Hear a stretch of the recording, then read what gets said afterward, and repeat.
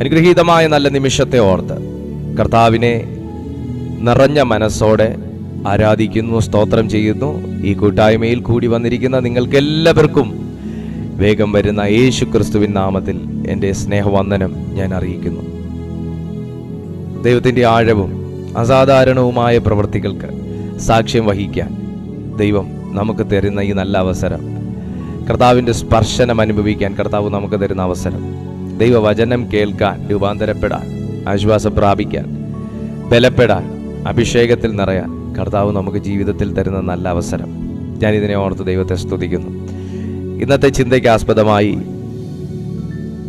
രാജാക്കന്മാരുടെ ഒന്നാമത്തെ പുസ്തകം 18-ാമത്തെ അധ്യായം. രാജാക്കന്മാരുടെ ഒന്നാമത്തെ പുസ്തകം 18-ാമത്തെ അധ്യായം, അതിൻ്റെ 15-ാമത്തെ തിരുവെഴുത്ത് നിങ്ങളുടെ എല്ലാവരുടെയും ശ്രദ്ധയിലേക്ക് ഞാൻ കൊണ്ടുവരുന്നു. 18-ാമത്തെ അധ്യായം 15-ാമത്തെ അനുഗ്രഹീതമായ തിരുവെഴുത്ത്. അതിന് ഏലിയാവ്, ഞാൻ സേവിച്ചു നിൽക്കുന്ന സൈന്യങ്ങളുടെ യഹോവയാണ്, ഞാൻ ഇന്ന് അവന് എന്നെ തന്നെ കാണിക്കും. ഞാൻ സേവിച്ചു നിൽക്കുന്ന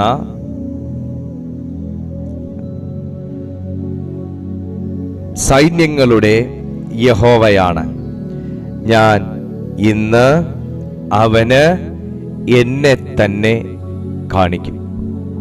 ഇതാരുടെ വാക്ക?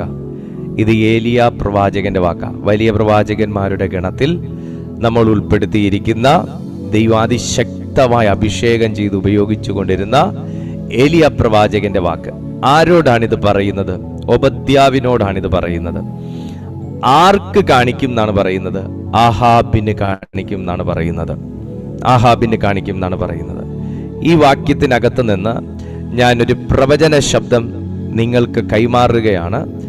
ഈ വാക്ക് ആ മനുഷ്യൻ, ഏലിയാവ് എന്ന് പറയുന്ന മനുഷ്യൻ പറഞ്ഞത് ഒരു 3.5 വർഷത്തെ ക്ഷാമത്തിന് ശേഷമാണ്.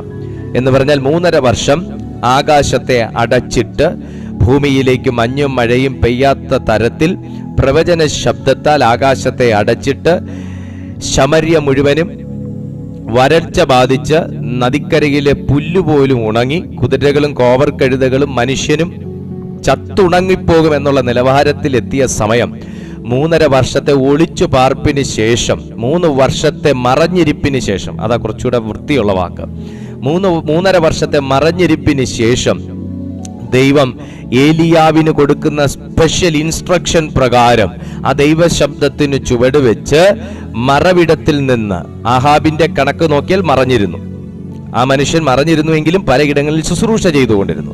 ഓക്കെ, ആഹാബിന്റെ കണക്ക് വെച്ച് തന്നെ നമുക്ക് പറയാം, മറവിടത്തിൽ നിന്ന് ദൈവം പുറത്തു കൊണ്ടുവന്ന ആഹാബിന്റെ മുമ്പിൽ ഒരു വ്യത്യസ്തനാക്കി നിർത്തുന്ന ഒരു പ്രവചന ശബ്ദത്തെ കുറിച്ചാണ് ഞാൻ ഈ പറഞ്ഞത്. ഈ പ്രവചന ശബ്ദം താങ്കളോടാണ്. ഇന്ന് എന്നെ ഈ സന്ദേശം കേട്ടുകൊണ്ടിരിക്കുമ്പോൾ പല കാരണം കൊണ്ട് മറഞ്ഞിരിക്കേണ്ടി വരുന്നുണ്ടെങ്കിൽ, പല കാരണം കൊണ്ട് ഒളിച്ചു പാർക്കേണ്ടി വരുന്നെങ്കിൽ, പല കാരണം കൊണ്ട് മനുഷ്യരുടെ മുമ്പിൽ ഇറങ്ങാൻ കഴിയാതിരിക്കുന്നുവെങ്കിൽ, പല കാരണം കൊണ്ട് നിങ്ങൾ നിഷ്ക്രിയരായിരിക്കുന്നു എങ്കിൽ, ഇന്ന് പരിശുദ്ധാത്മാവ് ചിലരോട് പറയുന്നു, നിങ്ങളെ വ്യത്യസ്തമാകുന്ന നിലകളിൽ ദൈവം പുറത്തിറക്കാൻ പോകുകയാണ്. ഇവിടെ ഏലിയാവിന്റെ ചരിത്രം പരിശോധിക്കുമ്പോൾ ഏലിയാവിന്റെ ഒരു സ്വഭാവമുണ്ട്. 17-ാമത്തെ അധ്യായം 1-ാമത്തെ വാക്യത്തിൽ പറയുന്നൊരു വാക്ക്. ആ വാക്ക് ഇങ്ങനെയാണ്: ഏലിയാവിന്റെ ജീവിതത്തിലെ വിജയരഹസ്യത്തിന്റെ 1-ാമത്തെ കാരണം അദ്ദേഹം ഒരു ദൈവഭക്തനായിരുന്നു. ഇങ്ങനെയല്ലേ അത് പറയുന്നേ? എന്നാൽ ഗിലെയാദിലെ തിശ്ബ്യയിൽ നിന്നുള്ള തിശ്ബ്യനായ ഏലിയാവ് ആഹാബിനോട്, ഞാൻ സേവിച്ചു നിൽക്കുന്ന ഇസ്രായേലിന്റെ ദൈവമായ യഹോവയാണ്. അപ്പൊ ഇസ്രായേലിന്റെ പരിശുദ്ധനെ സേവിക്കുന്ന ഒരു ശീലം, ആരാധിക്കുന്ന, ആ കർത്താവിനോട് കൂടെ നടക്കുന്ന, ദൈവകൽപ്പനയ്ക്ക് കൂടെ സഞ്ചരിക്കുന്ന ഒരു ശീലം, ഒരു സ്വഭാവം ഏലിയാവിന്റെ ജീവിതത്തിലുണ്ടായിരുന്നു. ഒന്നും കൂടെ നമ്മുടെ ഭാഷയിൽ മനസ്സിലാക്കുന്ന രീതിയിൽ പറഞ്ഞാൽ, ദൈവം ഇറങ്ങാൻ പറഞ്ഞാൽ ഇറങ്ങും, ഒളിക്കാൻ പറഞ്ഞാൽ ഒളിക്കും. ഒളിവ് ജീവിതത്തിന്റെ മഹത്വം അറിഞ്ഞ ഒരു അഭിഷിക്തൻ കൂടെയാണ് ഏലിയാവ്. എല്ലാ കാലത്തും ദൈവം എല്ലാവരുടെ മുമ്പിലും നിങ്ങൾ ആഗ്രഹിക്കുന്ന പോലെ ദൈവം നമ്മെ ഒരുക്കി നിർത്തിയില്ല എന്ന് നമ്മൾ നിരാശപ്പെടരുത്. എല്ലാ കാലത്തും ദൈവം നമ്മുടെ പ്രാർത്ഥന കേട്ടിട്ട് പെട്ടെന്ന് ഉത്തരം നൽകിയില്ല എന്ന് നിരാശപ്പെടരുത്. എല്ലാ കാലത്തും ദൈവം ഞാൻ ഇച്ഛിച്ചതുപോലെ, ഞാൻ ആഗ്രഹിച്ച പോലെ എൻ്റെ ഉപവാസത്തിൽ പോലും ദൈവം പ്രസാദിച്ചില്ല, എനിക്ക് മറുപടി തന്നില്ല, എൻ്റെ അവസ്ഥകൾക്ക് വ്യത്യാസം വരുത്തിയില്ല എന്ന് നമ്മൾ പരാതി പറയരുത്, പരിഭവിക്കരുത്. കാരണം ഇവിടെ ഏലിയാവിൻ്റെ സ്റ്റെപ്പ് ബൈ സ്റ്റെപ്പായിട്ടുള്ള ഒരു അപ്ഡേഷൻ നമുക്ക് വ്യക്തമായിട്ട് ഈ അധ്യായം പഠിക്കുമ്പോൾ കാണാം. ഈ 17-ാമത്തെ അധ്യായം, ഈ 18-ാമത്തെ അധ്യായം മാത്രം പഠിക്കുമ്പോൾ തന്നെ ദൈവത്തിന്റെ സിസ്റ്റമാറ്റിക്കൽ അപ്രോച്ചിനെ കുറിച്ച് നമുക്ക് പഠിക്കാൻ പറ്റും. ദൈവത്തിന്റെ സിസ്റ്റമാറ്റിക്കൽ അപ്രോച്ച്, ദൈവത്തിന് തന്റെ ഭക്തനോടൊരു സിസ്റ്റമാറ്റിക്കൽ അപ്രോച്ച് ഉണ്ടെങ്കിൽ, ദൈവത്തെ സേവിച്ച് നിൽക്കുന്ന തന്റെ ഭക്തനോടൊരു സിസ്റ്റമാറ്റിക്കൽ അപ്രോച്ച് ഉണ്ടെങ്കിൽ, ആ ഭക്തനിലൂടെ ആ പ്രപഞ്ചത്തിൽ വെളിപ്പെടുത്താനുള്ള കാര്യങ്ങൾക്കും ആ പ്രപഞ്ചത്തിലെ ജീവികളോട് വെളിപ്പെടുത്താനുള്ള കാര്യങ്ങൾക്കകത്തും കൂടെ ഒരു സിസ്റ്റമാറ്റിക്കൽ അപ്രോച്ച് വെളിപ്പെടും. ഒന്നും കൂടെ പറയാം. ദൈവത്തിന് ഒരു ഭക്തന്റെ ജീവിതത്തിൽ കാര്യാദികൾ ചെയ്തെടുക്കാൻ ഒരു സിസ്റ്റമാറ്റിക്കൽ അപ്രോച്ച് ഉണ്ട്. ആ സിസ്റ്റമാറ്റിക്കൽ അപ്രോച്ച് പ്രകാരം ദൈവം ആ പ്രവാചകന്റെ ജീവിതത്തിൽ, ഒരു ദൈവ പൈതലിന്റെ ജീവിതത്തിൽ ദൈവം കാര്യങ്ങൾ ചെയ്തെടുക്കുന്നത് കൊണ്ട് തന്നെ അവനിലൂടെ ആ പ്രപഞ്ചത്തിൽ വെളിപ്പെടേണ്ട, ആ ഭൂമിയിൽ വെളിപ്പെടേണ്ട, ആ പ്രദേശത്ത് വെളിപ്പെടേണ്ട, ഭവനത്തിൽ വെളിപ്പെടേണ്ട, സഭയിൽ വെളിപ്പെടേണ്ട, ദേശത്തിൽ വെളിപ്പെടേണ്ട, ഓഫീസിൽ വെളിപ്പെടേണ്ട കാര്യങ്ങൾക്കകത്തും അവനിലൂടെ ഒരു സിസ്റ്റമാറ്റിക്കൽ അപ്രോച്ചിലൂടെ കാര്യങ്ങൾ ദൈവം ചെയ്തെടുക്കുകയുള്ളൂ. അല്ലാതെ സഡൻലി ഷോർട്ട് കട്ടിലൂടെ ദൈവം ഒന്നും ഒരു കാര്യവും ഈ ഭൂമിയിൽ ചെയ്തിട്ടില്ല. ദൈവത്തിന് ഒറ്റ ശബ്ദം കൊണ്ട് ഭൂമിയിൽ ക്രിയേഷൻസ് ചെയ്യായിരുന്നു. Listen me. ഒറ്റ ശബ്ദം കൊണ്ട് 1 മണിക്കൂർ വേണ്ട, 1 മിനിറ്റ് പോലും തികച്ചു വേണ്ടാതെ ഉണ്ടാകട്ടെ എന്ന് പറഞ്ഞപ്പോൾ തെങ്ങ്, കവുങ്ങ്, പ്ലാവ്, ഈട്ടി, ചന്ദനം, റബ്ബർ, മനുഷ്യൻ, മത്സ്യം, മാട്, മ്ലാവ്, സകലതും ഈ ഭൂമിയിൽ ഉണ്ടായി വരാം. സകല ധാതുക്കളും ഉണ്ടായി വരാം. വജ്രമുണ്ടാകാം, സ്വർണമുണ്ടാകാം, വെള്ളി ഉണ്ടാകാം, പിത്തള ഉണ്ടാകാം.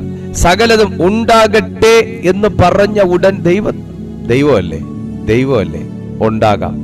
എന്തിന് കർത്താവ് 6 ദിവസം പണിയെടുത്തു? എന്തിന് ദൈവം 6 ദിവസം കൊണ്ട് കാര്യങ്ങൾക്ക് ഒരു വൃത്തി വരുത്തി? എന്തിന് ദൈവം 6 ദിവസം കൊണ്ടൊരു ക്രിയേഷന് വേണ്ടി ദൈവം ടൈം സ്പെൻഡ് ചെയ്തു? സോ ദൈവത്തിന് എല്ലാ കാര്യങ്ങൾക്കും ഒരു സിസ്റ്റമാറ്റിക്കൽ അപ്രോച്ച് ഉണ്ട്. ദൈവത്തിനൊരു സിസ്റ്റമുണ്ട്. നമ്മൾ ആദ്യം അത് മനസ്സിലാക്കണം. നമ്മൾ ഈ പറയുന്ന പോലെ മാവിന്റെ മണ്ടയിൽ ഊഞ്ഞാല് കെട്ടുന്ന പോലെ കർത്താവിനെ വലിച്ച് കയറിട്ട് താഴെ ഇറക്കാൻ നമുക്ക് പറ്റത്തില്ല. നമുക്ക് ദൈവത്തിന് എല്ലാ കാര്യങ്ങൾക്കും ഒരു സിസ്റ്റം ഉണ്ട്. നമുക്കില്ലെങ്കിലും ദൈവത്തിനുണ്ട്. നമുക്കാണ് സിസ്റ്റം ഇല്ല. നമ്മൾ സിസ്റ്റം ഫെയിലിയറായ ക്രിസ്തീയ ജീവിതമാണ്. പലരും സിസ്റ്റം ഫെയിലിയറായ ക്രിസ്തീയ ജീവിതമാണ്. ഞാൻ ഓരോരുത്തരോട് ചില കാര്യങ്ങൾ പറഞ്ഞ് മനസ്സിലാക്കാൻ ശ്രമിക്കും. അവർക്ക് അതൊന്നും കേൾക്കണ്ട. അവർക്ക് ഇടിച്ചു കയറി ഇങ്ങോട്ട് സംസാരിച്ച് പിടിച്ചു വാങ്ങിയെടുത്താൽ മതി വിടുതൽ. ഒന്നും സംഭവിക്കില്ല. ഒന്നും സംഭവിക്കില്ല. ദൈവത്തിന് എല്ലാ കാര്യങ്ങൾക്കും സിസ്റ്റമുണ്ട്. നമുക്കും ഉണ്ടാവണം ആ സിസ്റ്റം. അത് ദൈവം ആഗ്രഹിക്കുന്നു. നമ്മുടെ സിസ്റ്റം ഫെയിലായി കിടക്കുമ്പോഴാണ് അത് റിപ്പയർ ചെയ്യാൻ കർത്താവ് ഒന്ന് വെയിറ്റ് ചെയ്യുന്നത്. നമ്മുടെ സിസ്റ്റം, നമ്മുടെ പ്രെയർ സിസ്റ്റം, നമ്മുടെ ബിലീഫ് സിസ്റ്റം പോലും താളം തെറ്റിക്കിടക്കുന്നു. Praise to Jesus. നമ്മുടെ ബിലീഫ് സിസ്റ്റം പോലും താളം തെറ്റിക്കിടക്കുന്ന സമയത്ത് അതൊന്ന് റിപ്പയർ ആൻഡ് മെയിൻ്റനൻസിന് വിധേയനാക്കി വൃത്തിയായിട്ടൊന്ന് വരട്ടെ എന്ന് വിചാരിച്ചാണ് കർത്താവ് പലപ്പോഴും വെയിറ്റ് ചെയ്യുന്നത്. ഇവിടെ ഏലിയാവിന്റെ കാര്യത്തിലും ദൈവം വലിയ കാര്യങ്ങൾ ചെയ്തു. ആഹാബിനെയും ജെസബേലിനെയും ഒറ്റ ദിവസം കൊണ്ട് കർത്താവ് തീക്കരയാക്കിയില്ല. ഒറ്റ ദിവസം കൊണ്ട് അവരുടെ ബിലീഫ് സിസ്റ്റത്തെ പോലും ഫെയിലാക്കത്തക്ക നിലകളിൽ ദൈവം ഏലിയാവിലൂടെ ചെയ്ത വൻ കാര്യത്തെ കുറിച്ചാണ് 18-ാമത്തെ അധ്യായം വളരെ വിശദമായി നമ്മെ ഇവിടെ പഠിപ്പിക്കുന്നത്. ഈ ദൈവത്തെ സേവിച്ച് നിന്ന, ഈ ദൈവത്തിൽ വിശ്വസിച്ച ഏലിയാവാണ് പറയുന്നത്, ഞാൻ സേവിച്ച് നിൽക്കുന്ന. ഈ വാക്കൊക്കെ എന്ന് പറഞ്ഞാൽ ഏലിയാവ് അതിശക്തമായ ഒരു ബോധ്യത്തോടെ ഉള്ള വാക്കുകളാണ് ഈ പറയുന്നത്. ഞാൻ സേവിച്ച് നിൽക്കുന്ന. നമുക്ക് അങ്ങനെയൊന്നും പറയാൻ പറ്റത്തില്ല കേട്ടോ. നമ്മൾ എത്ര വിശ്വാസിയാന്ന് പറഞ്ഞാലും ഇവിടെ ഏലിയാവ് തന്നെ ഒരു വാക്ക് മുമ്പോട്ട് പറയുന്നുണ്ട്. ഞാനത് പറഞ്ഞുതരാം, വചനമാണത്, പറഞ്ഞുതരാം. പക്ഷെ ഏലിയാവ് പറയുന്ന ഈ വാക്കുണ്ട്, ഈ ഒളിച്ചിരുന്നിട്ട് വന്നിട്ടുള്ള വാക്കാന്ന് ഓർക്കണം. ദൈവം പ്രവചിക്കാൻ പറഞ്ഞു, ദൈവം നീ കൽപ്പിക്കാൻ പറഞ്ഞു, ദൈവം നീ ആഹാബിന്റെ മുഖത്ത് നോക്കി സംസാരിക്കാൻ പറഞ്ഞു. എന്നിട്ട് അടുത്ത വാക്ക് പറയാ, നീ പോയി ഒളിച്ചിരിക്കാൻ. ദൈവം പറഞ്ഞ് ചെയ്ത കാര്യങ്ങൾ ചെയ്തിട്ട് പറയാ, നീ പോയി ഗരീത്ത് തൊട്ടിന്റെ അവിടെ ഒളിച്ചിരിക്കാൻ. ദൈവം അങ്ങനെയൊക്കെ പറയൂ അല്ലേ? ദൈവത്തിന് വേണ്ടി ഇറങ്ങി. ഇപ്പൊ മനുഷ്യരുടെ മുമ്പ് ഇറങ്ങാൻ കഴിയാത്ത അവസ്ഥ ഓർക്കണം. നമ്മൾ ദൈവത്തെ അറിഞ്ഞു വരാന്ന് ഓർക്കണം. ദൈവത്തെ വിശ്വസിച്ച് നമ്മൾ ചുവട് വെച്ചു. ഇപ്പൊ എന്ത് ചെയ്യണമെന്ന് അറിയാത്ത, ഉത്തരം കിട്ടാതെ, ഇടത്തോട്ട് പോണോ വലത്തോട്ട് പോണോ അതോ പുറകിലോട്ട് ഇറങ്ങണോ വീണ്ടും എന്ന് ചിന്തിച്ച് നിൽക്കേണ്ട അവസ്ഥ. ഉത്തരം കിട്ടുന്നില്ല. ഇപ്പോഴും ദൈവത്തിന്റെ മറുപടിക്ക് വേണ്ടി വെയിറ്റ് ചെയ്യുന്നവർ ഇതിനകത്തുണ്ട്. ഇവിടെ ഏലിയാവിന്റെ ജീവിതത്തിൽ അങ്ങനെ തന്നെ. ദൈവം പറയാൻ പറഞ്ഞു, അടുത്തത് ദൈവം പറയേണ്ടത് ദൈവം പറഞ്ഞു. ഏലിയാവ് ചെയ്യേണ്ടത് ചെയ്തു. മേലാലും ചെയ്യേണ്ടത് ദൈവമാണ്. ജീവിതകാലം മുഴുവൻ നീ ആഹാബിനെ ഒളിച്ചു ജീവിക്കാൻ കർത്താവ് ഒരിക്കലും പറഞ്ഞിട്ടില്ല. പക്ഷേ നീ ചില നാളത്തേക്ക് ആ ദേശത്ത് നിന്ന് മാറുക. ഇന്ന് സ്വർഗം ആരോടൊക്കെയോ പറയുന്നു. വളരെ ചില നാളുകൾക്ക് വേണ്ടി സ്വർഗം നിന്നെ ചിലരുടെ മുമ്പിൽ ഇറക്കാതെ മാറ്റി ഒളിപ്പിച്ച് നിർത്തിയിരിക്കുകയാണ്. വളരെ ചില നാളുകൾക്ക് വേണ്ടി ദൈവം ചില കാര്യങ്ങൾ നിന്റെ ജീവിതത്തിൽ അപ്ഡേറ്റ് ചെയ്യാൻ വേണ്ടി ദൈവം നിന്നെ ആരും അറിയാത്ത ഒരിടത്തേക്ക് ഒതുക്കിയിരുത്തിയിരിക്കുകയാണ്. വളരെ ചില നാളുകൾക്ക് വേണ്ടി ദൈവം നിന്നെ മറച്ചു പിടിച്ചിരിക്കുകയാണ്. തിരുവെഴുത്തിൽ ദൈവം മറച്ചു പിടിച്ച് വ്യത്യസ്തരാക്കി ഇറക്കിയിട്ടുള്ള സകലരുടെ ജീവിതത്തിലും അസാധാരണ ദൈവപ്രവൃത്തികളാണ് വെളിപ്പെടുത്തിയിട്ടുള്ളത്. ഒന്നും കൂടെ തിരുവെഴുത്ത് പരിശോധിക്കുമ്പോൾ ദൈവം ചില നാളുകൾ ഒരിടത്ത് ഒന്നും ചെയ്യാനില്ലാതെ ഒതുക്കി ഇരുത്തി പ്രാർത്ഥിപ്പിച്ചിട്ടും ഉപവസിപ്പിച്ചിട്ടുമുള്ള ദാനിയേൽ, ശൗല പിന്നെ പൗലോസായത്, ദാനിയേൽ, ശൗൽ, ഏലിയാവ് തുടങ്ങിയ അസാധാരണ പ്രവാചകന്മാരുടെ ജീവിതങ്ങൾ പരിശോധിക്കുമ്പോൾ അവരെ കർത്താവ് ഒരു കാലം യേശുക്രിസ്തു എല്ലാവരുടെ ജീവിതവും പരിശോധിക്കുമ്പോൾ അവരെ ഒന്നും ചെയ്യാനില്ലാതെ ദൈവം ആരുടെ മുമ്പിലും വെളിപ്പെടുത്താതെ ഇറങ്ങണ്ട എന്ന് പറഞ്ഞ് ഇരിക്കാൻ പറഞ്ഞ് പ്രാർത്ഥിക്കാൻ പറഞ്ഞ് ഉപവസിക്കാൻ പറഞ്ഞ് ഇരുത്തിയിട്ടുള്ള നാളുകൾ കൊണ്ട് ദൈവം ഭക്തന്റെ ജീവിതത്തിൽ ചെയ്തെടുത്ത കാര്യങ്ങൾ പ്രവചനാതീതമാണ്. ഒരു ദൈവത്തിന്റെ ശബ്ദം, പ്രവചന ശബ്ദം കേട്ടാണ് ഇവരൊക്കെ ഒരു ഭാഗത്ത് ഒതുങ്ങിയിരിക്കാൻ തുടങ്ങിയത്. പക്ഷെ തിരിച്ച് ദൈവം ഇറങ്ങാൻ പറഞ്ഞപ്പോൾ, ദൈവം ഇറക്കിയപ്പോൾ ഇറങ്ങിയതിന് ശേഷമുള്ള കാര്യം പ്രവചനാതീതമാണ്. ഹല്ലേലൂയ.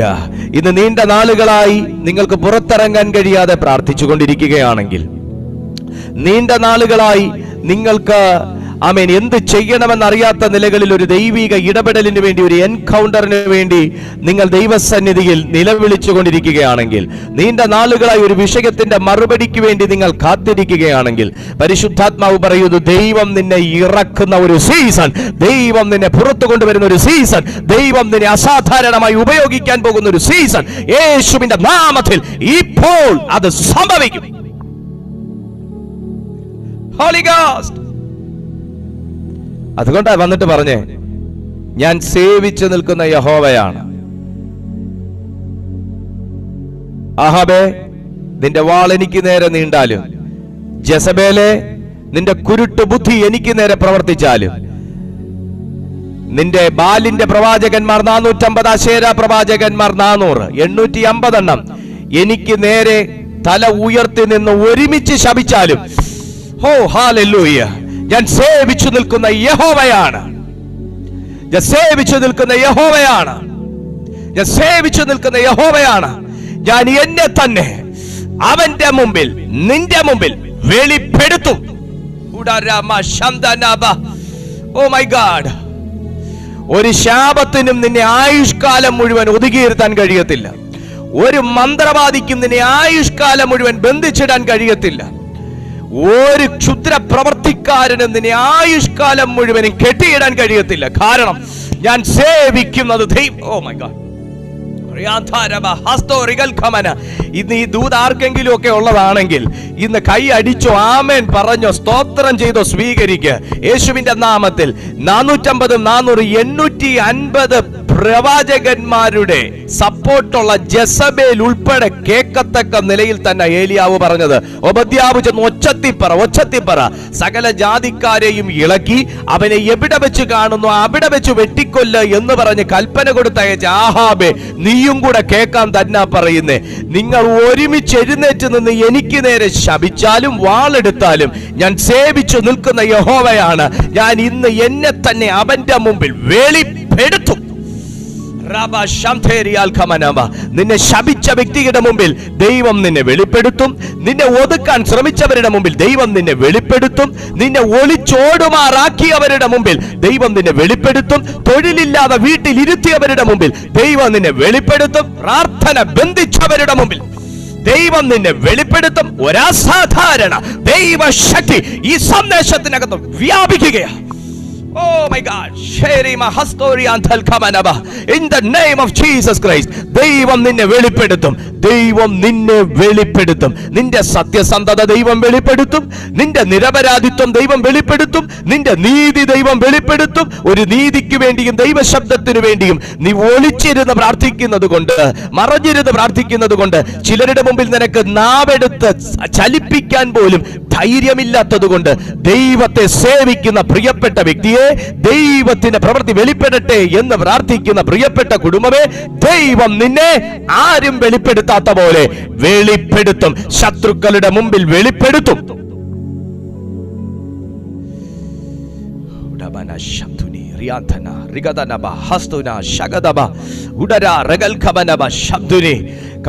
എനിക്കറിയാം ഇതിനകത്ത് അസാധാരണ ദൈവശക്തി ചലിക്കുന്നുണ്ട്. അതിനകത്ത് ആഹാബ് ഭരണം കഴിഞ്ഞ് ഇറങ്ങട്ടെ എന്നൊന്നും വിചാരിച്ചില്ല.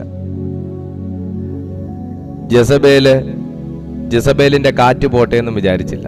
ജെസബേൽ കുറച്ചുകൂടെ വയസ്സാകട്ടെ എന്നിട്ട് ഇറങ്ങാമെന്നും വിചാരിച്ചില്ല. ദൈവം ഇറങ്ങാൻ പറഞ്ഞ ഇറങ്ങിയിരിക്കും. ഇതൊരു പ്രവചന ശബ്ദമാണ്. ദൈവം നിന്നോട് ഇറങ്ങാൻ പറഞ്ഞാൽ ഇറങ്ങണം. അത് എവിടുന്നാണേലും ഇറങ്ങണം. എവിടുന്നാണേലും ഇറങ്ങണം. എത്ര ശമ്പളവും കിമ്പളവും കിട്ടുന്ന സ്ഥലത്തു നിന്നാണേലും ഇറങ്ങണം. എത്ര കൂട്ടുകാരുള്ള സ്ഥലത്തു നിന്നാണേലും ഇറങ്ങണം. ഗ്ലോറി, ഞാൻ വെളിപ്പെടുത്തും. ഇത് ഏലിയാവിന്റെ വാക്കല്ല, ഇത് യഹോവയുടെ വാക്കാണ്. യേശുക്രിസ്തുവിന്റെ നല്ല ഒരു ഭാഗം ചെറുപ്പകാലം ബൈബിളിൽ രേഖപ്പെടുത്തിയിട്ടില്ല. എവിടാന്ന് ആർക്കും അറിയത്തില്ല. ദൂതന്മാർക്കും അറിയത്തില്ല, പ്രവാചകന്മാർക്കും അറിയത്തില്ല. ദൂതന്മാർക്കറിയാമോ? എനിക്കറിയത്തില്ല. ഞാൻ പ്രവാചകന്മാർക്കും അറിയത്തില്ല. വലിയ പ്രവാചകന്മാരുടെ ഒരു നീണ്ട നിര ബൈബിളിലുണ്ടെങ്കിലും ആർക്കും ദൈവം വെളിപ്പെടുത്തി കൊടുത്തില്ല. യേശുവിനെ മറച്ചു പിടിച്ചിരുന്നു സ്വർഗം. അത്രയും കാലം യേശുവിനെ മറച്ചു പിടിച്ച് ബൈബിൾ ചരിത്രത്തിനകത്ത് കർത്താവിനെ കുറിച്ച് വെളിപ്പെടുത്താത്ത തൻ്റെ ബാല്യകാലം ദൈവത്തിന് വേണമായിരുന്നു. എങ്കിലേ ഈ അസാധാരണമാകുന്നൊരു നിലവാരങ്ങളിൽ ചിലരുടെ മുമ്പിൽ യേശുവിനെ യഹോവയായ ദൈവത്തിന്, പിതാവായ ദൈവത്തിന് വെളിപ്പെടുത്താൻ കഴിയത്തുള്ളൂ. പറഞ്ഞില്ലേ ചില സാധാരണക്കാർ, അവൻ ഭൂതങ്ങളോട് പോലും അധികാരത്തോടെ അവൻ ഭൂതങ്ങളോട് പോലും അധികാരത്തോടെ കൽപ്പിക്കുന്നു.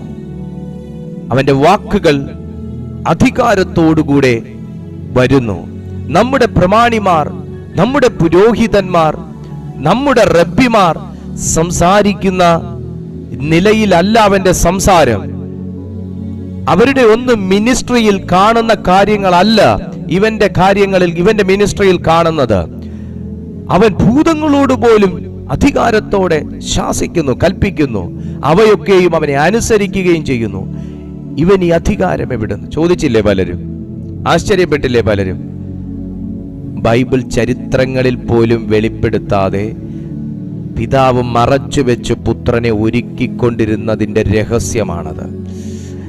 നിനക്കിന്നൊന്നും ചെയ്യാൻ കഴിയാത്ത നിലകളിൽ, ഒന്നും കൈ ചലിപ്പിക്കാൻ കഴിയാത്ത നിലകൾ, ഒന്നും ചെയ്തെടുത്ത് ഒരു കാര്യത്തിനും രൂപം കൊടുക്കാൻ കഴിയാത്ത നിലകളിൽ, ജീവൻ കൊടുക്കാൻ കഴിയാത്ത നിലകളിൽ, നിന്റെ സ്വപ്നങ്ങൾക്ക് ജീവൻ കൊടുക്കാൻ കഴിയാത്ത നിലകളിൽ നിങ്ങൾ ഇന്ന് എന്തിനെങ്കിലുമൊക്കെ വേണ്ടി കാത്തിരിക്കുകയാണെങ്കിൽ, ഒരു ഒളിച്ച ജീവിതം പോലെ പലരുടെയും മുമ്പിൽ ഇറങ്ങാൻ കഴിയാതെ, പലരെയും ഫേസ് ചെയ്യാൻ കഴിയാതെ, പലരുടെ ഫോൺ കോൾസും അറ്റൻഡ് ചെയ്യാൻ കഴിയാതെ, നിങ്ങൾ ഒരു ഒളിച്ച ജീവിതം പോലെ നിങ്ങൾ ജീവിക്കുകയാണെങ്കിൽ, ചരിത്ര പുസ്തകങ്ങൾക്കകത്ത് ഇന്ന് വലിയ നിലകളിൽ രേഖപ്പെടുത്തി വെച്ചിരിക്കുന്ന പല വലിയവരെയും ചരിത്രങ്ങളിൽ ദൈവം ഉൾപ്പെടുത്താത്ത ഒരു രഹസ്യ ജീവിതം അവരുടെ ജീവിതത്തിലുണ്ടായിരുന്നു. ആ ജീവിതം പിതാവിന് മാത്രം അറിയാവുന്ന ഒരു ജീവിതമാണ്. ആ അപ്ഡേഷൻ, ആ സോഫ്റ്റ്വെയർ, അത് പിതാവിൻ്റെ സന്നിധിയിൽ മാത്രമുള്ളതാണ്. ആ അപ്ഡേഷന് വേണ്ടി ഒന്ന് ഈ സന്ദേശത്തിൻ്റെ മുമ്പിൽ നിന്നെ സമർപ്പിക്കാൻ തയ്യാറാണെങ്കിൽ, സ്വർഗം നിന്നെ ആർക്കുമില്ലാത്ത നിലകളിൽ, ആർക്കുമില്ലാത്തൊരു ധൈര്യം നൽകി, ആർക്കുമില്ലാത്തൊരു വിശ്വാസം നൽകി, ആർക്കുമില്ലാത്ത ഒരു അഭിഷേകം നൽകി ദൈവം നിന്നെ പുറത്തിറക്കും. അതിന് ഇനി മന്ത്രവാദി പുതിയ യൂണിവേഴ്സിറ്റി ഉണ്ടാക്കി അവിടെ പോയി ജോയിൻ ചെയ്ത് പഠിച്ചാലും ദൈവം അപ്ഡേറ്റ് ചെയ്ത് ഇറക്കിയ നിന്നെ പൂട്ടാൻ കഴിയാത്ത നിലയിൽ, ആരോടൊക്കെയോ ശക്തിയോടെ ആത്മനിറവിൽ ഞാൻ പ്രവചിക്കുകയാണ്. ഇനി നിന്റെ വൈരികൾ മുഴുവനും ഒരു പുതിയ കൂട്ടുകെട്ടുണ്ടാക്കി നിനക്ക് നേരെ പാളയമിറങ്ങിയപ്പോലും ഒതുക്കാൻ കഴിയാത്ത നിലയിൽ ദൈവത്തിന്റെ മറവിടത്തിൽ പിടിച്ചിരുത്തി, ദൈവം പകരേണ്ടത് പകർന്ന്, നിറയ്ക്കേണ്ടത് നിറച്ച്, തകർക്കേണ്ടത് തകർത്ത്, ഒഴിക്കേണ്ടത് ഒഴിച്ച്, പണിയേണ്ടതുപോലെ പണിത് നിന്നെ പുറത്തിറക്കി കഴിയുമ്പോൾ അവന്റെ പാളയങ്ങൾ നോക്കിക്കൊണ്ടിരിക്കെ തന്നെ ദൈവം നിന്നെ ചിലരുടെ മുമ്പിൽ വെളിപ്പെടുത്തുമെന്ന് ആത്മാവ് പ്രവചിക്കുന്നു. ഇന്ന് നീ നാണം കെട്ടു. ഇന്ന് നീ നിന്റെ രക്തബന്ധങ്ങളുടെ മുമ്പിൽ നാണം കെടുന്നു. ഇന്ന് അവരെയൊക്കെ നീ ഒളിച്ച് ജീവിക്കേണ്ട പോലെ ആകുന്നു. അവരെ ഒന്നും നിനക്ക് ഫേസ് ചെയ്യാൻ കഴിയാത്ത അവസ്ഥയിലാകുന്നു. ഇന്ന് നിങ്ങളുടെ ചർച്ച് പാർട്ടിസിപ്പൻസിന്റെ മുമ്പിൽ പോലും, ചർച്ചിൽ പോലും നിങ്ങൾക്ക് ഒരു മറയിട്ട് നിൽക്കേണ്ട ഒരു അവസ്ഥയിൽ വരുന്നു. നിങ്ങളുടെ ജീവിതത്തിന് വ്യത്യാസമില്ല, വിഷയങ്ങൾക്ക് വ്യത്യാസമില്ല. പക്ഷെ ദൈവം മറച്ചു പിടിച്ച വ്യക്തിയാണ് നീയെങ്കിൽ, നീ വ്യത്യസ്തമായ നിലകളിൽ ഞാൻ തന്നെ വെളിപ്പെടുത്താൻ പോകുന്നു എന്ന് പറയാൻ പോകുന്നു. ആമേൻ.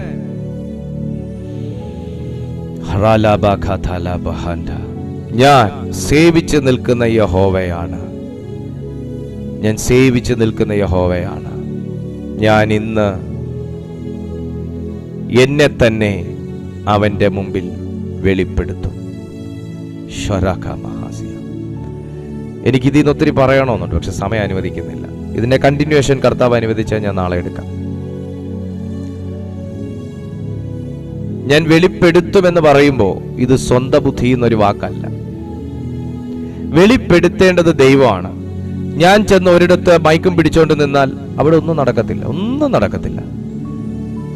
ഞാൻ ചെന്ന് എന്നെ വെളിപ്പെടുത്താൻ നോക്കിയാൽ ഒന്നും നടക്കത്തില്ല. ഇന്നത്തെ ഈ മീറ്റിംഗിൽ ഞാൻ എന്നെ വെളിപ്പെടുത്തി കൊടുക്കുക, ഒന്നും നടക്കത്തില്ല. ഈ മൈക്കും പിടിച്ചോണ്ട് ഇരിപ്പ് മാത്രമേ കാണൂ. പക്ഷേ വെളിപ്പെടുത്തേണ്ടവന് വിട്ടുകൊടുത്തിട്ടാണ് ഇന്നിവിടെ ഇരിക്കുന്നത് കൊണ്ട് ദൈവം നിങ്ങളോട് സംസാരിക്കുന്നു. എന്നതുപോലെ നിങ്ങൾ നിങ്ങളെ ഒരു വ്യക്തിയുടെ മുമ്പിൽ ജസ്റ്റിഫൈ ചെയ്യാൻ ശ്രമിച്ചാൽ, നിങ്ങൾ നിങ്ങളെ തന്നെ ഒരു വ്യക്തിയുടെ മുമ്പിൽ ആരോ ആണെന്ന് കാണിക്കാൻ ശ്രമിച്ചാൽ, നിങ്ങൾ നിങ്ങളെ തന്നെ ഒരു വ്യക്തിയുടെ മുമ്പിൽ ഒരു പ്രതികാര നടപടി എന്നതുപോലെ കൊണ്ട് നിർത്തിക്കഴിഞ്ഞാൽ അവിടെ ഒന്നും നടക്കില്ല. ദൈവത്തിന് പ്രവർത്തിക്കാനുള്ള കാലഘട്ടങ്ങളെ വിട്ടുകൊടുത്തു തന്നെയാണ് ഏലിയാവ് ദൈവശബ്ദത്തിന് ചുവട് വെച്ചത്.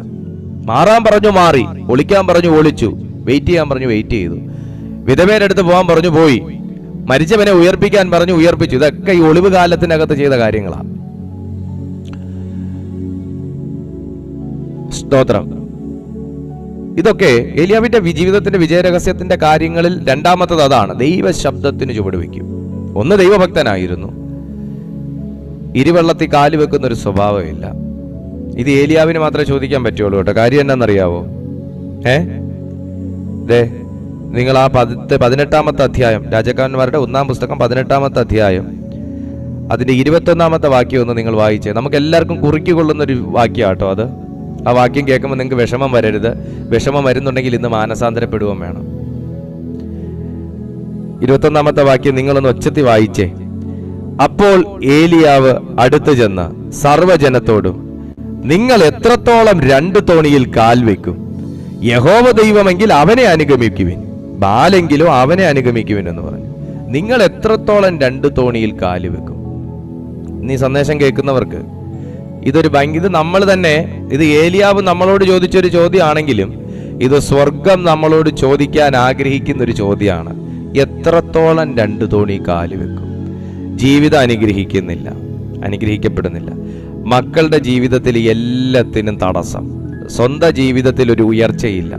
സ്വപ്നങ്ങളെല്ലാം പകുതി വഴിയിൽ ബന്ധിക്കപ്പെട്ടതുപോലെ നിൽക്കുന്നു. കാര്യം എന്നാന്നറിയാമോ? 2 തോണിയിൽ കാല് വെക്കുന്നൊരു മനോഭാവം നമുക്കുണ്ടെങ്കിൽ ഇവിടെയും പോവും അവിടെയും പോവും, ഇവിടെയും കേൾക്കും അവിടെയും കേൾക്കും, ഇവിടുത്തെ ഉപദേശം എടുക്കും അവിടുത്തെ ഉപദേശം എടുക്കും, ഇവിടുത്തെ വിശ്വാസം എടുക്കും അവിടുത്തെ ആചാരം എടുക്കും. നോക്ക്, ദൈവം ആഗ്രഹിക്കാത്തതും ദൈവം ഏറ്റവും കൂടുതൽ വെറുക്കുന്നതുമാകുന്ന ഒരു കാര്യമാണ് ഈ 2 തോണിയിലെ കാലുവെപ്പ്. അതൊരു ശാപം കൂടെയാണ്. ബഹുദൈവ വിശ്വാസമാണ് ഈ 2 തോണിയിൽ കാലുവെപ്പ് എന്ന് ഉദ്ദേശിക്കുന്നത്. ബഹുദൈവ വിശ്വാസമാണ്. ഈ പറയുന്ന കൂട്ടർക്ക് യഹോവയും വേണം ബാലിനെയും വേണം. കാരണം യഹോവ പിണങ്ങിയിരിക്കുമ്പോൾ ബാലിന് രക്തം കൊടുത്ത് പ്രസാദിപ്പിക്കാം, അല്ലെങ്കിൽ ലഡു കൊടുത്ത് പ്രസാദിപ്പിക്കാം, അല്ലെങ്കിൽ പായസം ഉണ്ടാക്കി പ്രസാദിപ്പിക്കാം. ബാല് പിണങ്ങുന്ന സമയത്ത് യഹോവേ യഹോവേ യഹോവേ യഹോവേ പറഞ്ഞു പോവാം. നിങ്ങൾ എത്രത്തോളം 2 തോണിയിൽ കാല് വെക്കും? ഈ ചോദ്യം ഇന്ന് പരിശുദ്ധാത്മാവ് എന്നോടാണ് ചോദിക്കുന്നതെന്ന് എനിക്ക് തോന്നുന്നുവെങ്കിൽ ഞാൻ ഇതിന് ഉത്തരം കൊടുക്കാൻ ബാധ്യസ്ഥനാണ്. കാരണം ഞാൻ 2 നിൽക്കുന്നു എന്ന് കർത്താവ് കണ്ടതുകൊണ്ടാണ് ഇന്നത്തെ തീയതിയിൽ ഈ വേർഡ് എടുത്തിട്ടത് കർത്താവ്. ഇത് ഏലിയാവിനെ ചോദിക്കാൻ പറ്റൂ. കാരണം ഒളിച്ചു പാർക്കാൻ പറഞ്ഞ സമയത്തും അങ്ങ് ദൈവമല്ലേ എന്നൊരു ചോദ്യം ചോദിക്കാതെ തിശ്ബ്യയിൽ നിന്നുള്ള തിശ്ബ്യനായ ഏലിയാവ് തന്റെ പ്രത്യേകത തന്നെ അങ്ങനെയാണ് വചനത്തിൽ, ഗിലെയാദിലെ തിശ്ബ്യയിൽ നിന്നുള്ള തിശ്ബ്യനായ ഏലിയാവ് എന്ന് ഏലിയാവിനെ കുറിച്ച് അഡ്രസ് ചെയ്യുമ്പോൾ താഴെ കൊടുത്തേക്കുന്ന വാക്യം എന്ന് പറയുന്നത്, ഞാൻ സേവിച്ചു നിൽക്കുന്ന ഇസ്രായേലിന്റെ ദൈവം എന്നാ. അദ്ദേഹത്തിന് വേറെ ദൈവം ഇല്ല, അദ്ദേഹത്തിന് വേറെ ആചാരം ഇല്ല. അദ്ദേഹം ഇവിടെയും വണങ്ങി അവിടെയും വണങ്ങത്തില്ല. അദ്ദേഹം ഇവിടെയും ഏൽപ്പിച്ച് അവിടെയും പോയി മധ്യസ്ഥത അണയ്ക്കത്തില്ല. സ്തോത്രം. അദ്ദേഹം ദൈവമേ ഞാൻ നിന്റെ കയ്യിലും തരുന്നു എന്ന് പറഞ്ഞ് വേറൊരു മധ്യസ്ഥന്റെ കയ്യിലും കൊടുക്കുന്നു എന്ന് പറയത്തില്ല. അദ്ദേഹത്തിന്റെ ആചാരം, അദ്ദേഹത്തിന്റെ വിശ്വാസം അത് ജീവനുള്ള ദൈവത്തിൽ തന്നെയാണ്. നിങ്ങൾ എത്രത്തോളം 2 തോണിയിൽ കാല് വെക്കും? ഇത് ഏലിയാവ് ബാലിന്റെ പ്രവാചകന്മാരോടും അശേര പ്രവാചകന്മാരോടും ചോദിച്ച ചോദ്യമാണ്. അതുകൊണ്ടാണ് വ്യക്തമായ ഒരു ചോദ്യം ഇവിടെ ആത്മാവിന്റെ നിറവിൽ ഏലിയാവ് ആ ചോദ്യത്തിന്റെ മുമ്പിൽ അവർക്ക് മറുപടി ഇല്ലായിരുന്നു. മറുപടി പിടിച്ചിറക്കാൻ നോക്കി, നടന്നില്ല താനും. ഞാൻ ഇതിന്റെ കണ്ടിന്യൂഷൻ നാളെ എടുക്കും. നിങ്ങൾക്ക് ഈ മെസ്സേജ് അനുഗ്രഹമായിരിക്കും. പലരുടെയും ജീവിതം വ്യത്യസ്തമാകും, എനിക്കറിയാം. പലരുടെയും ബിലീവ് സിസ്റ്റം തന്നെ ചേഞ്ച് ആകും. ഹല്ലേലൂയ. തിരുവെഴുത്ത് പറയുന്നു നോക്കിയേ, ഞാനിന്ന് അവനെ എന്നെ തന്നെ ഇത്രയും നാള് കാണാൻ കിട്ടാതിരുന്ന വ്യക്തിയാണ്. ഇത്രയും നാളും കാണാൻ കിട്ടാതിരുന്ന വ്യക്തിയാണ്. പക്ഷേ ഇന്ന് പറയാണ്, ആഹാബേ നീ ഇനി ഒരു തോട്ടിലും ഒരു കാട്ടിലും എന്നെ തേടിപ്പോണ്ട, ഞാൻ നിന്നെ എന്റെ മുമ്പിൽ കാണിക്കും. ഇത് ആത്മാവ് ആരോടൊക്കെയോ പ്രവചിക്കുന്ന ഒരു പ്രവചന ശബ്ദമാണ്. നിങ്ങളെ വെറുത്തുപേക്ഷിച്ചവരുടെ മുമ്പിൽ പരിശുദ്ധാത്മാവ് നിന്നെ തന്നെ കാണിക്കാൻ കൊണ്ടുപോകും. നിന്നെ പരിഹസിച്ചിറക്കി വിട്ടവരുടെ മുമ്പിൽ, പരിഹസിച്ച് ആട്ടിപ്പായിച്ചവരുടെ മുമ്പിൽ ഒരു വ്യത്യസ്ത നിലയിൽ ദൈവം നിന്നെ തന്നെ കാണിക്കാനും വെളിപ്പെടുത്താനും കൊണ്ടുപോകും. അതിനുള്ള അവസരം ദൈവം നിനക്ക് തരും. ഇന്ന് ഏലിയാവ് ഇവിടെ വന്ന് നിൽക്കുന്നതും കാണിക്കുന്നതും ചെറിയ കാണിപ്പല്ല. ഇന്ന് വ്യത്യസ്തമായ ഒരു നിലയാണ്. കാരണം ഒളിച്ചു പാർത്തിരുന്ന 3.5 കൊല്ലം ഏലിയാവ് ദൈവത്തെ മറന്നൊരു ജീവിതമല്ല, ഏലിയാവും ദൈവവും തന്നെ ഉള്ളൊരു ജീവിതമായിരുന്നു. ഹല്ലേലൂയ. ഏലിയാവും ദൈവവും തന്നെ ഉള്ളൊരു ജീവിതമായിരുന്നു. അങ്ങനത്തെ ഒരു ജീവിതം പറ്റുമോ നിങ്ങൾക്ക്? ഏലിയാവും ദൈവവും എന്ത് ദൈവം പറഞ്ഞാലും രണ്ടാമത് കർത്താവ് എന്താ പറഞ്ഞേ എന്ന് ചോദിക്കണ്ടാതെ ദൈവശബ്ദത്തെ വളരെ ക്ലാരിറ്റിയോടെ കേൾക്കുകയും അനുസരിക്കുകയും ചെയ്യുന്ന ഒരഭിഷിക്തൻ. വെറുതെയാണോ ഇത്രയും വലിയ അഭിഷേകം ആ മനുഷ്യന്റെ മേലുണ്ടായിരുന്നത്? ഈ അഭിഷേകം എന്നൊക്കെ പറയുമ്പം നമുക്ക് ഊതിപ്പറപ്പിക്കാനും അല്ലാതെ നമ്മൾ എന്തെങ്കിലും ഒച്ചപ്പാടുണ്ടാക്കാനും വേണ്ടിയിട്ടുള്ള സംഭവമല്ല. ദൈവശബ്ദങ്ങളെയും വചനത്തെയും വ്യക്തമായി ഗ്രഹിക്കാനുള്ള ഒരു അതോറിറ്റിയും ഒരു ഗ്രേസും കൂടെയാണ് ഈ അഭിഷേകം. കർത്താവ് എന്താ പറഞ്ഞേ എന്ന് രണ്ടാമത് കേൾക്കേണ്ട ഒരു ആവശ്യമില്ലാതെ വ്യക്തതയോടെ ദൈവശബ്ദം കേട്ട് ചുവട് വെച്ചതിൻ്റെ പശ്ചാത്തലത്തിലുള്ള ഒരു വർത്തമാനമാണിത്. ഞാൻ എന്നെ അവനെ കാണിക്കും. ഇനി ഞാൻ വീണ്ടും പ്രവചിച്ചു പറയുന്നു, നിങ്ങളെ ഭീഷണിപ്പെടുത്തിയവരുടെ മുമ്പിൽ, നിങ്ങളെ പുച്ഛിച്ചവരുടെ മുമ്പിൽ, നിങ്ങളെ കളിയാക്കിയവരുടെ മുമ്പിൽ, നിങ്ങൾക്ക് കഴിവില്ല എന്ന് പറഞ്ഞവരുടെ മുമ്പിൽ, നിങ്ങളെക്കുറിച്ച് അപവാദവും ദൂഷണവും പറഞ്ഞു പരത്തിയവരുടെ മുമ്പിൽ നിങ്ങളെ ഒരു അത്ഭുതമാക്കി നിർത്താൻ, നിങ്ങളെ അവരുടെ മുമ്പിൽ ആളുമാറിയവനായി വെളിപ്പെടുത്താൻ എൻ്റെ ദൈവത്തിന് ഇഷ്ടമുണ്ട്. ഇന്ന് ഈ സന്ദേശത്തിന്റെ മുമ്പിൽ പ്രിയപ്പെട്ട സുഹൃത്തെ, നിങ്ങളെ ഏൽപ്പിച്ചു കൊടുക്കുകയും നിങ്ങളെ സമർപ്പിക്കുകയും ചെയ്യുകയാണെങ്കിൽ എൻ്റെ ദൈവം നിങ്ങളുടെ ലൈഫിൽ ഏലിയാവിനെ അഹാബിന്റെ മുമ്പിൽ വെളിപ്പെടുത്തിയ പോലെ, അശേര പ്രതിഷ്ഠകളുടെ മുമ്പിൽ, ബാലിന്റെ മുമ്പിൽ വ്യത്യസ്ത അഭിഷേകത്തോടെ, അധികാരത്തോടെ, കൃപയോടെ, ശക്തിയോടെ, ആർജവത്തോടെ, അധികാരത്തോടെ ആളുമാറിയവനായി വെളിപ്പെടുത്തിയതുപോലെ നിങ്ങളെയും എൻ്റെ ദൈവം ആളുമാറിയവനാക്കി ചിലരുടെ മുമ്പിൽ നിർത്തും. ചിലരുടെ മുമ്പിൽ ദൈവം നിർത്തും. ഞാൻ സേവിച്ചു നിൽക്കുന്ന യഹോവയാണ്, ഞാൻ ഇന്ന് അവന് എന്നെ തന്നെ വെളിപ്പെടുത്തുമെന്ന് പറഞ്ഞ ഏലിയാവിൻ്റെ മേൽ വീണ ആ അഭിഷേകം നമ്മുടെ മേൽ സ്വർഗം പകർന്നാൽ നിശ്ചയമായിട്ടും സ്വർഗം അത് നമ്മുടെ നടുവിൽ ചെയ്യും. നമുക്ക് കണ്ണുകളടയ്ക്കാം, പ്രാർത്ഥിക്കാം. പ്രിയപ്പെട്ട പിതാവേ, ഞാൻ എന്നെ കാണുന്ന ഈ ജനത്തിനായി പ്രാർത്ഥിക്കുന്നു. ഇവരുടെ ജീവിതത്തിൽ മറക്കാനാകാത്ത ഒരാത്മീയ അനുഭവം പരിശുദ്ധാത്മാവ് നൽകണമേ. ഇന്ന് എന്നെ കാണുന്ന ഓരോ വ്യക്തികളുടെ ജീവിതത്തിലും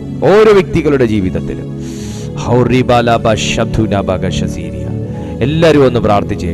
ഓരോ വ്യക്തികളുടെ ജീവിതത്തിലും അസാധാരണമാകുന്ന ഒരു ദൈവപ്രവൃത്തി ഇന്ന് വെളിപ്പെടട്ടെ ഡാഡി. അസാധാരണമാകുന്ന ഒരു ദൈവപ്രവൃത്തി ഇപ്പോൾ എന്നെ കാണുന്ന ഓരോരുത്തരുടെ ജീവിതത്തിലും ചരിത്രം മാറ്റുന്ന ഒരു ദൈവപ്രവൃത്തി, ഇവരുടെ പഴയ അവസ്ഥകൾക്ക് വ്യത്യാസം വരുത്തുന്ന ഒരു ദൈവിക ഇടപെടൽ ഉണ്ടാകട്ടെ. യേശുവിന്റെ നാമത്തിൽ ഞാൻ പ്രാർത്ഥിക്കുന്നു. ഇപ്പോൾ അത് സംഭവിക്കട്ടെ. ഇവരുടെ ലൈഫിന്മേൽ ഒരു ദൈവ പ്രവൃത്തി നടക്കട്ടെ കർത്താവേ. ഇവരുടെ ഒളിച്ചു കാലങ്ങൾ, ഇവരുടെ ഒളിച്ചിരിപ്പുകളെ, ഇവരുടെ പതിയിരിപ്പുകളെ എൻ്റെ ദൈവം മാറ്റി ഇവരെ വ്യത്യസ്ത നിലവാരങ്ങളിൽ നിർത്തുന്ന ഒരു ദൈവിക ഇടപെടൽ ഈ കുടുംബത്തിന്റെ ജീവിതത്തിൽ ഉണ്ടാകട്ടെ. ഞാനിപ്പോൾ ഇവരെ കർത്താവിന്റെ കയ്യിൽ ഏൽപ്പിച്ചു പ്രാർത്ഥിക്കുന്നു.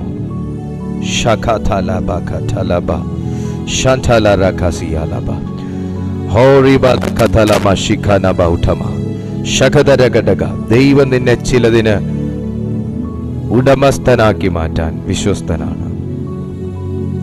നീ ഏതൊരവസ്ഥകൾക്കകത്തുകൂടെ കടന്നു പോയാൽ ദൈവം നിങ്ങളെ മാനിക്കും. ദൈവം നിങ്ങളെ എത്ര ഇരുട്ടിൽ ശത്രു നിന്നെ ഒതുക്കാൻ ശ്രമിച്ചാലും ദൈവം നിന്നെ വെളിച്ചത്ത് കൊണ്ടുവരും.